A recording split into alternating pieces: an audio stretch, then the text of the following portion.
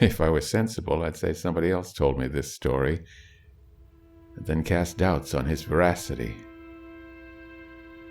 But I saw it all. I was part of it. Doomsday Deferred. Written by Will F. Jenkins. Told to you by Edward E. French. I have an invoice of a shipment I made from Brazil with a notation on it. Jose Ribera's stuff. The shipment went through. The invoice I noticed only today has a mashed soldado ant sticking to the page. There's nothing unusual about it as a specimen. On the face of things, every element is irritatingly commonplace, but if I were sensible, I wouldn't tell it this way. It began in Milhau, where Jose Ribera came to me. Milhau is in Brazil, but from it the Andes can be seen against the sky at sunset. It is a town the jungle unfortunately did not finish burying when the rubber boom collapsed. It is so far up the Amazon basin that its principal contacts with the outer world are smugglers and fugitives from Peruvian justice who come across the mountains, and nobody at all goes there except for his sins. I don't know what took Jose Ribera there. I went because one of the 3 known specimens of Morpho andiensis was captured nearby by Bowler in 1911. And a lunatic millionaire in Chicago was willing to pay for a try at a 4th for his collection. I got there after a river steamer refused to go any farther, and after 4 days more in a canoe with paddlers who had lived on or near river water all their lives without once taking a bath in it. When I got to Milhau, I wished myself back in the canoe. It's that sort of place. But that's where Jose Ribera was, and in backcountry Brazil there is a remarkable superstition that os señores norte-americanos are honest men. I do not explain it. I simply record it. And just as I was getting settled in a particularly noisome inn, Jose knocked on my door and came in. He was a small brown man, and he was scared all the way down, deep inside. He tried to hide that. The thing I noticed first was that he was clean. He was barefoot, but his tattered duck garments were immaculate, and the rest of him had been washed. And recently, in a town like Milhau, that was startling. "Señor," said Jose in a sort of apologetic desperation, "you are a señor norteamericano. I beg your aid." I grunted. Being an American is embarrassing sometimes, and in some places. Jose closed the door behind him and fumbled inside his garments. His eyes anxious, he pulled out a small cloth bundle. He opened it with shaking fingers, and I blinked. The lamplight glittered and glinted on the most amazing mass of tiny gold nuggets I'd ever seen. I hadn't a doubt it was gold, but even at first glance I wondered how on earth it had been gathered. There was no flour gold at all, that fine powder which is the largest part of any placer yield. Most of it was gravelly particles of pinhead size. There was no nugget larger than half a pea. There must have been 5 pounds of it altogether, though, and it was a rather remarkable spectacle. "Señor," said Jose tensely, "I beg that you will help me turn this into cattle. It is a matter of life or death." I hardened my expression. Of course, in thick jungle like that around Milhau, a cow or a bull would be as much out of place as an Eskimo, but that wasn't the point. I had business of my own in Milhau. If I started gold buying or cattle dealing out of amiability, my own affairs would suffer. So I said in polite regret, "I am not a businessman, señor. Do not deal in gold or cattle either. To buy cattle, you should go down to San Pedro." That was 4 days' paddle downstream, or, considering the current, perhaps 3. "And take this gold to a banker. He'll give you money for it if you can prove that it is yours. You can then buy cattle if you wish." Jose looked at me desperately. Certainly half the population of Milhau, and positively the Peruvian refugee half, would have cut his throat for a fraction of his hoard. He almost panted, "But, señor, This would be enough to buy cattle in San Pedro and send them here, would it not? I agreed that at a guess it should buy all the cattle in San Pedro twice over, and hire the town's wheezy steam launch to tow them upriver besides. Jose looked sick with relief. But, I said, one should buy the livestock himself, so he ought to go to San Pedro in person. And I could not see what good cattle would be in the jungle anyhow. Yet it would buy cattle, said Jose, gulping. That is what I told my friends. But I cannot go farther than Milhouse, senor. I cannot go to San Pedro. Yet I must. I need to buy cattle for my friends. It is life and death. How can I do this, senor? Naturally, I considered that he exaggerated the emergency. I am not a businessman, I repeated. I would not be able to help you. Then, at the terrified look in his eyes, I explained, I am here after butterflies. He couldn't understand that. He began to stammer, pleading. So I explained. There is a rich man, I said wryly, who wishes to possess a certain butterfly. I have pictures of it. I am sent to find it. I can pay 1,000 milrice for one butterfly of a certain sort, but I have no authority to do other business, such as the purchase of gold or cattle. Jose looked extraordinarily despairing. He looked numbed by the loss of hope. So, merely to say or do something, I showed him a color photograph of the specimen of Morphoendiensis, which is in the Goriot collection in Paris. Bug collectors were in despair about it during the war. They were sure the Nazis would manage to seize it. Then Jose's eyes lighted hopefully. Senor, he said urgently, perhaps my friends can find you such a butterfly. Will you pay for such a butterfly in cattle sent here from San Pedro, senor? I said rather blankly that I would, but then I was talking to myself. Jose had bolted out of the room, leaving maybe 5 pounds of gravelly gold nuggets in my hands. That was not usual. I went after him, but he'd disappeared. So I hid his small fortune in the bottom of my collection kit. A few drops of formaldehyde, spilled before closing up a kit of collection bottles and insects, is very effective in chasing away pilferers. I make use of it regularly. Next morning I asked about Jose. My queries were greeted with shrugs. He was a very low person. He did not live in Milhouse, but had a clearing, a homestead some miles upstream, where he lived with his wife. He had one child. He was suspected of much evil. He had bought pigs and taken them to his clearing, and behold, he had no pigs there. His wife was very pretty, and the Peruvian had gone swaggering to pay court to her, and he had never come back. It is notable, as I think of it, that up to this time no ant of any sort has come into my story. Butterflies, but no ants. Especially not soldados, army ants. It is queer. I learned nothing useful about Jose, but I had come to Milhouse on business, so I stated it publicly. I wished a certain butterfly, I said. I would pay 1,000 milrice for a perfect specimen. I would show a picture of what I wanted to any interested person, and I would show how to make a butterfly net and how to use it, and how to handle butterflies without injuring them. But I wanted only one kind, and it must not be squashed. The inhabitants of Milhouse became happily convinced that I was insane, and that it might be profitable insanity for them. Each person leaped to the nearest butterfly and blandly brought it to me.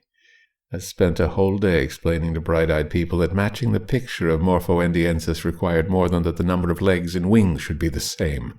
But, I repeated, I would pay 1,000 milrice for a butterfly exactly like the picture. I had plenty of margin for profit and loss at that. The last time a Morphoendiensis was sold, it brought $25,000 at auction. I'd a lot rather have the money myself.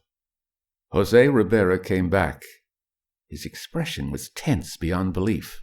He plucked at my arm and said, "Senor!" And I grabbed him and dragged him to my inn. I hauled out his treasure. "Here," I said angrily, "this is not mine. Take it." He paid no attention. He trembled. "Senor," he said, and swallowed. My friends do not think they can catch the butterfly you seek. But if you will tell them," he wrinkled his brows, "Señor, before a butterfly is born, it is a little soft nut with a worm in it." That could pass for a description of a cocoon. José's friends, he was said not to have any, were close observers. I said so. José seemed to grasp at hope as at a straw. "My friends will find you the nut which produces the butterfly," he said urgently, "if you will tell them which kind it is and what it looks like." I blinked. Just 3 specimens of Morphoindiensis had ever been captured, as far as was known. All were adult insects. Of course, nobody knew what the cocoon was like. For that matter, any naturalist can name 100 species, and in the Amazon Valley alone, of which only the adult forms have been named. But who would hunt for cocoons in jungle like that outside of Milhouse? "My friend," I said skeptically, "there are thousands of different such things. I will buy 5 of each different kind you can discover, and I will pay 1 millrice apiece.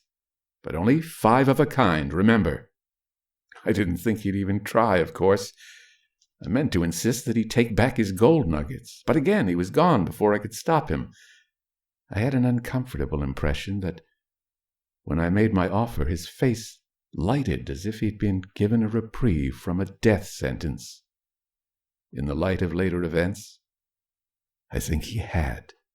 I angrily made up my mind to take his gold back to him next day. It was a responsibility. Besides, one gets interested in a man, especially of the half-breed class, who can unfeignedly ignore 5 pounds of gold. I arranged to be paddled up to his clearing next morning. It was on the river, of course. There are no footpaths in the Amazon basin jungle. The river flowing past Milhouse is a broad, deep stream, perhaps 200 yards wide. Its width seems less because of the jungle walls on either side. And the jungle is daunting. It is trees and vines and lianas as seen from the stream. But it is more than that. Smells come out. You can't identify them. Sounds come out. You can't interpret them. You cut your way into its mass, and you see nothing. You come out, and you have learned nothing. You cannot affect it. It ignores you. It made me feel insignificant. My paddlers would have taken me right on past José's clearing without seeing it, if he hadn't been on the riverbank. He shouted. He'd been fishing. Now that I think, there were no fish near him, but there were some picked-clean fish skeletons, and I think the ground was very dark about him when we first saw him, and quite normal when we approached. I know he was sweating, but he looked terribly hopeful at the sight of me. I left my 2 paddlers to smoke and slumber in the canoe. I followed José into the jungle. It was like walking in a tunnel of lucent green light. Everywhere there were tree trunks and vines and leaves, but green light overlay everything. I saw a purple butterfly with crimson wingtips floating abstractedly in the jungle as if in an undersea grotto. Then the path widened, and there was José's dwelling. It was a perfect proof that man does not need civilization to live in comfort. Save for cotton garments, an iron pot, and a machete, there was literally nothing in the clearing or the house which was not of and from the jungle, to be replaced merely by stretching out one's hand. To a man who lives like this, gold has no value. While he keeps his wants at this level, he can have no temptations. My thoughts at the moment were almost sentimental. I beamed politely at José's wife. She was a pretty young girl with beautifully regular features, but, disturbingly, her eyes were as panic-filled as José's. She spoke, but she seemed tremblingly absorbed in the contemplation of some crawling horror. The 2 of them seemed to live with terror. It was too odd to be quite believable.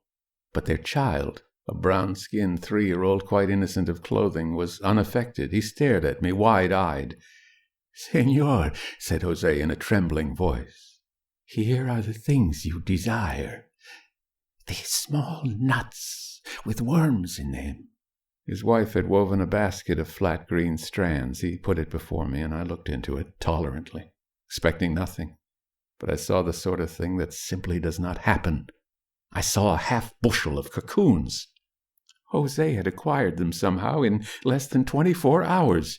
Some were miniature capsules of silk, which would yield little butterflies of wing spread no greater than a mosquito's. Some were sturdy, fat cocoons of stout brown silk. There were cocoons which cunningly mimicked the look of bird droppings, and cocoons cleverly concealed in twisted leaves. Some were green, I swear it, and would pass for buds upon some unnamed vine. And it was simply starkly impossible. I was stupefied. The Amazon basin has been collected after a fashion, but the pupa and cocoon of any reasonably rare species is at least 20 times more rare than the adult insect. And these cocoons were fresh. They were alive. I could not believe it, but I could not doubt it. My hands shook as I turned them over. I said, "This is excellent, Jose. I will pay for all of them at the rate agreed on, 1 milrice each. I will send them to San Pedro today, and their price will be spent for cattle and the bringing of the cattle here. I promise it." Jose did not relax. I saw him wipe sweat off his face. "I beg you to command haste, senor," he said thinly.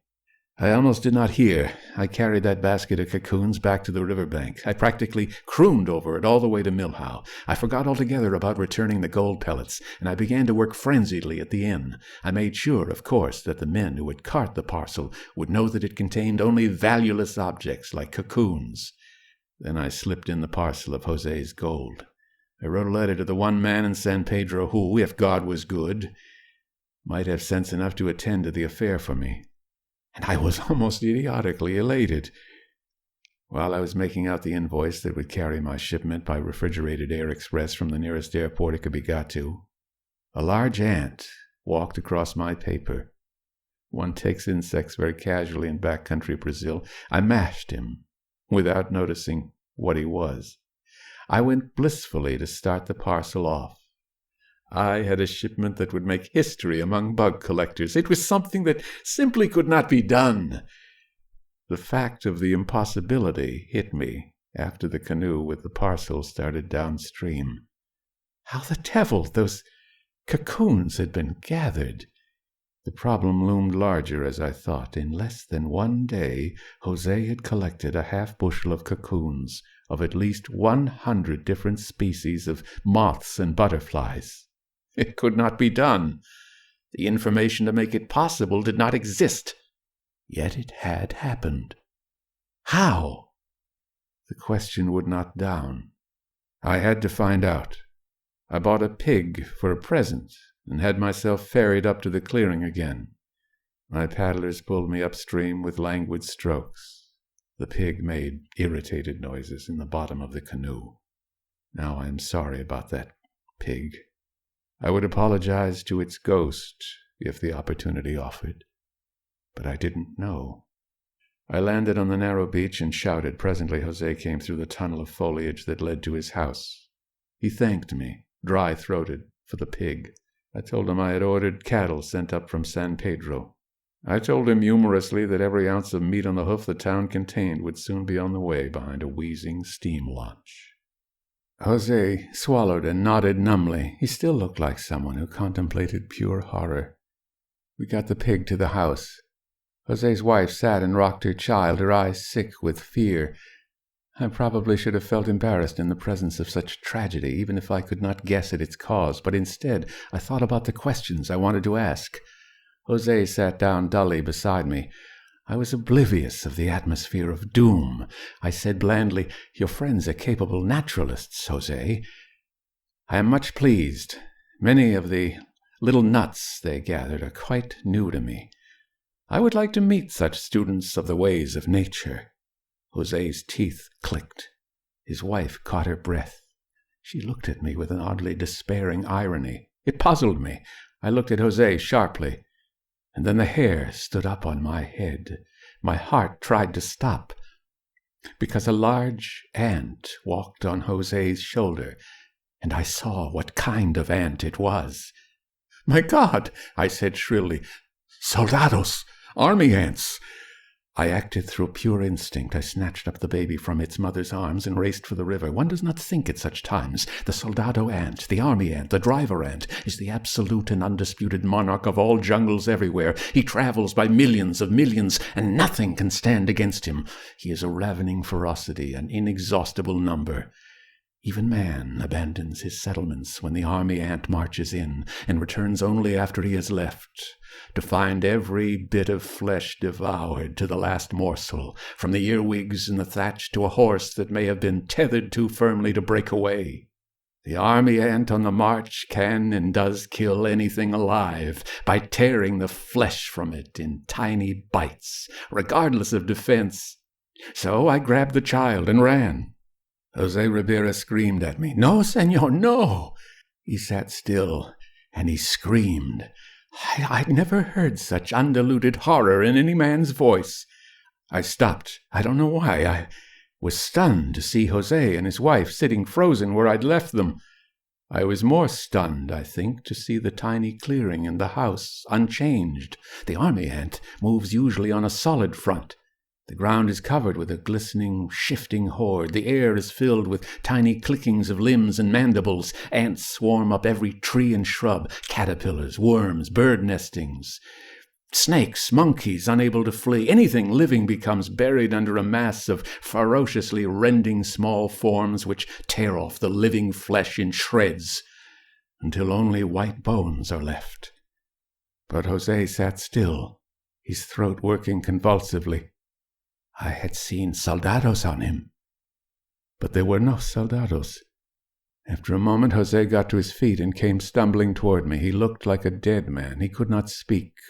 "But look!" I cried. My voice was high-pitched. "I saw soldado ants. I saw them!" José gulped by pure effort of will. I put down the child. He ran back to his mother. "See, yes," said José, as if his lips were very stiff and his throat without moisture. "But they are special soldados. They are pets, yes. They are tame. They are my friends. They do tricks, senor. I will show you." He held out his hand and made sucking noises with his mouth. What followed was not to be believed. An ant, a large ant, an inch or more long, walked calmly out of his sleeve and onto his outstretched hand. It perched there passively while the hand quivered like an aspen leaf. "But yes," said José hysterically, "he does tricks, senor. Observe. He will stand on his head." Now, this I saw, but I do not believe it. The ant did something so that it seemed to stand on its head. Then it turned and crawled tranquilly over his hand and wrist and up his sleeve again. There was silence, or as much silence as the jungle ever holds. My own throat went dry. And what I have said is insanity. But this is much worse. I felt something, waiting to see what I would do. It was unquestionably the most horrible sensation I had ever felt. I do not know how to describe it. What I felt was not a personality, but a mind. I had a ghastly feeling that something was looking at me from thousands of pairs of eyes, that it was all around me. I shared, for an instant, what that something saw and thought. I was surrounded by a mind which waited to see what I would do. It would act upon my action. But it was not a sophisticated mind. It was murderous, but innocent. It was merciless, but naive. That is what I felt. The feeling doubtless has a natural explanation which reduces it to nonsense, but at the moment I believed it. I acted on my belief, and I am glad I did. "Ah, I see," I said in apparent amazement. "That is clever, José. It is remarkable to train an ant. I was absurd to be alarmed. But your cattle will be on the way, José. They should get here very soon. There will be many of them." Then I felt that the mind would let me go, and I went. My canoe was a quarter-mile downstream when one of the paddlers lifted his blade from the water and held it there, listening. The other stopped and listened, too. There was a noise in the jungle. It was mercifully far away, but it sounded like a pig. I have heard the squealing of pigs at slaughtering time, when instinct tells them of the deadly intent of men, and they try punily to fight. This was not that sort of noise. It was worse, much worse. I make a hopeless spectacle of myself in the canoe. Now, of course, I can see that from this time on my actions were not those of a reasoning human being. I did not think with proper scientific skepticism. It suddenly seemed to me that Norton's theory of mass consciousness among social insects was very plausible. Bees, says Norton, are not only units in an organization. They are units of an organism. The hive or the swarm is a creature, one creature, says Norton. Each insect is a body cell only, just as the corpuscles in our bloodstream are individuals and yet only parts of us. We can destroy a part of our body if the welfare of the whole organism requires it. Though we destroy many cells, the swarm or the hive can sacrifice its members for the hive's defense. Each bee is a mobile body cell. Its consciousness is a part of the whole intelligence, which is that of the group. The group is the actual creature. And ants, says Norton, show the fact more clearly still. The ability of the creature, which is an ant colony, to sacrifice a part of itself for the whole.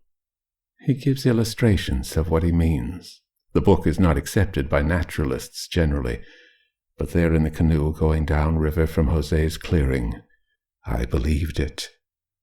Utterly. I believed that an ant army was as much a single creature as a sponge. I believed that something in Jose's jungle clearing, its body cells were soldado ants, had discovered that other creatures perceived and thought as it did. Nothing more was needed to explain everything. An army ant creature, without physical linkages, could know what its own members saw and knew and felt. It should only need to open its mind to perceive what other creatures saw and knew and felt. The frightening thing was that when it could interpret such unantish sensations, it could find its prey with a terrible infallibility. It could flow through the jungle in a streaming, crawling tide of billions of tiny, stridulating bodies. It could know the whereabouts and thoughts of every living thing around it. Nothing could avoid it, as nothing could withstand it. And if it came upon a man, it could know his thoughts too. It could perceive in his mind vast horizons beyond its former ken. It could know of food, animal food, in quantities never before imagined. It could intelligently try to arrange to secure that food. It had. But if so much was true, there was something else it could do. The thought made my blood seem to cake in my veins. I began frantically to thrust away the idea. The something in Jose's clearing hadn't discovered it yet, but pure terror of the discovery had me drenched in sweat when I got back to Milhau. All this, of course, was plainly delusion. It was at least a most unscientific attitude. But I'd stopped being scientific. I even stopped using good sense. Believing what I did, I should have got away from there as if all hell were after me. But something in Jose's clearing may already have been practicing its next logical step without knowing it. Maybe that's why I stayed. Because I did stay in Milhau. I didn't leave the town again, even for Jose's clearing. I stayed about the inn, half-heartedly dealing with gentry who tried every known device except seeking the morpho-endiensis to extract 1,000 milrays from me. Mostly they offered mangled corpses, which would have been useless for my purpose, even if they'd been the butterfly I was after. No argument would change their idea that I was insane, nor dash their happy hope of making money out of my hallucination that butterflies were worth money. But I was only half-hearted in these dealings at best. I waited feverishly for the cattle from Sao Pedro. I was obsessed. I couldn't sleep. By day I fought the thought that tried to come into my head. At night I lay in the abominable inn, in a hammock, because there are no beds in backcountry Brazilian inns, and a man would be a fool to sleep in them if there were, and listen to the small, muted, unidentifiable noises from the jungle, and fought away the thought that kept trying to come into my mind. It was very bad. I don't remember much about the time I spent waiting. It was purest nightmare. But several centuries after the shipment of the cocoons, the launch from Sao Pedro came puffing asthmatically up the reaches of the river. I was twitching all over by that time from the strain of not thinking about what the something might discover next. I didn't let the launch tie up to shore. I went out to meet it in a canoe, and I carried my collection kit with me and an automatic pistol and an extra box of cartridges. I had a machete, too. It was not normal commercial equipment for consummating a business deal, but I feverishly kept my mind on what I was going to do. The something in Jose's clearing wouldn't be made suspicious by that. It was basically naive. The launch puffed loudly and wheezed horribly, going past Milhau between tall banks of jungle. It towed a flatboat on which were 20 head of cattle, poor, dispirited, tick-infested creatures. I had them tethered fast. My teeth chattered as I stepped on the flatboat. If the something realized what it could do, but my hands obeyed me, I shot a dull-eyed cow through the head. I assassinated an emaciated steer. I systematically murdered every one.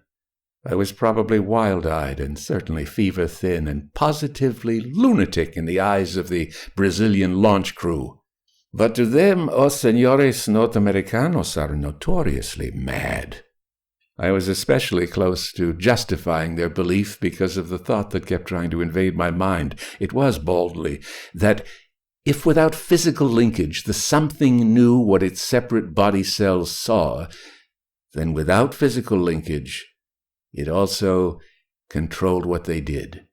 And if it could know what deer and monkeys saw and knew, then by the same process it could control what they did. It held within itself, in its terrifying innocence, the power to cause animals to march docilely and blindly to it and into the tiny maws of its millions of parts. As soon as it realized the perfectly inescapable fact, it could increase in number almost without limit by this fact alone.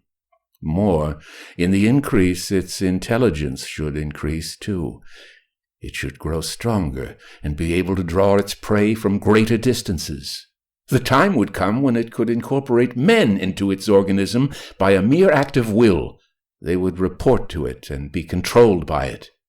And of course they would march to it and drive their livestock to it so it could increase still more and grow wiser and more powerful still. I grew hysterical on the flatboat. The thought I'd fought so long wouldn't stay out of my mind any longer. I slashed the slain animals with the machete until the flatboat was more gruesome than any knacker's yard. I sprinkled everywhere a fine white powder from my collection kit, which did not stay white where it fell, but turned red, and pictured the Amazon basin taken over and filled with endlessly marching armies of soldado ants. I saw the cities emptied of humanity and the jungle of all other life. And then, making whimpering noises to myself, I pictured all the people of all the world loading their ships with their cattle, and then themselves, because that was what the something would desire, and all the ships coming to bring food to the organism for which all earth would labor and die. Jose Ribera screamed from the edge of the jungle. The launch and the flatboat were about to pass his clearing. The reek of spilled blood had surrounded the flatboat with a haze of metallic-bodied insects, and Jose, so weakened by long terror and despair that he barely tottered, screamed at me from the shoreline, and his wife added her voice pipingly to echo his cry. Then I knew that the something was impatient and eager and utterly satisfied, and I shouted commands to the launch, and I got into the canoe and paddled ashore. I let the bow of the canoe touch the sand. I think that actually everything was lost at that moment, and that the something knew what I could no longer keep from thinking. It knew its power as I did, but there were thousands of flying things about the flatboat load of murdered cattle, and they smelled spilt blood, and the something in the jungle picked their brains of pure ecstasy. Therefore I think it paid little heed to Jose or his wife or me. It was too eager, and it was naive. "Jose," I said with deep cunning, "get into the canoe with your wife and baby. We will watch our friends at their banquet." There were bellowings from the launch. I had commanded that the flatboat be beached. The Brazilians obeyed, but they were upset. I looked like a thing of horror from the butchering I had done. I put Jose and his family on the launch, and I tried to thrust out my mind to the something in the jungle. I imagined a jungle tree, undermined, a little tree, I specified, to fall in the river. The men of the launch had the flatboat grounded when a slender tree trunk quivered. It toppled slowly outward, delayed in its fall by the lianas that had to break, but it fell on the flatboat and the carcasses of the slaughtered cattle. The rest was automatic. Army ants swarmed out the thin tree trunk. The gory deck of the flatboat turned black with them. Cries of "Soldados" arose in the launch. The tow line was abandoned instantly. I think Jose caused me to be hauled up into the launch, but I was responsible for all the rest. We paused at Milhau, going downstream, exactly long enough to tell them that there were soldados in the jungle 3 miles upstream. I got my stuff from the inn. I paid. I hysterically brushed aside the final effort of a whiskery half-breed to sell me an unrecognizable paste of legs and wings as a morpho andiensis. Then I fled.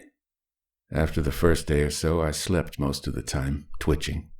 At Sao Pedro, I feverishly got fast passage on a steamer going downstream. I wanted to get out of Brazil, and nothing else, but I did take Jose and his family on board. I didn't talk to him, though. I didn't want to. I don't even know where he elected to go ashore from the steamer, or where he is now. I didn't draw a single deep breath until I had boarded a plane at Belém, and it was airborne, and I was on the way home, which was unreasonable. I had ended all the danger from the something in Jose's clearing. When I slaughtered the cattle and made that shambles on the flatboat's deck, I spread the contents of a 3-pound, formerly airtight can of sodium arsenate over everything. It is wonderful stuff. No mite, fungus, mold, or beetle will attack specimens preserved by it. I'd hoped to use a fraction of a milligram to preserve a morpho andiensis. I didn't. I poisoned the carcasses of 20 cattle with it. The army ants, which were the something, would consume those cattle to bare white bones. Not all would die of the sodium arsenate, though. Not at first. But the something was naive. And always among the army ants, as among all other members of the ant family, dead and wounded members of the organism are consumed by the sound and living. It is like the way white corpuscles remove damaged red cells from our human bloodstream. So the corpses of army ants, soldados, that died of sodium arsenate would be consumed by those that survived. And they would die, and their corpses in turn would be consumed by others that would die.